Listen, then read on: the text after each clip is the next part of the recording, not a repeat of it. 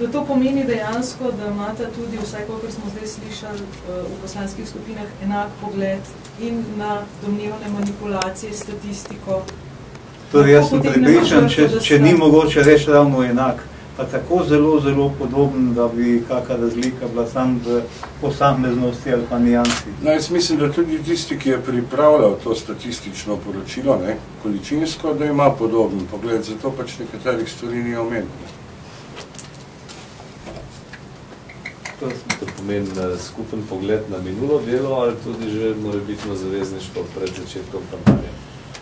No, kar nas zadeva Socialne demokrate, je predsednik tolikokrat doslej že povedal, da si Socialni demokrati ne samo želimo zmage, ampak želimo tudi sodelovanja in vidimo možnost sodelovanja z liberalno demokracijo in zares, ker ne verjamemo, da bi bilo mogoče drugače oblikovati zadostno in tudi dovolj čvrsto programsko sorodno koalicijo, ki bi lahko bolj uspešno kot ta doslej vladala v naslednjem mandatu. Tako da glede nas v osnovi to sploh ni vprašanje, je pa to vedno stvar dogovora vseh strank, brez tega kakšna koalicija ni mogoča.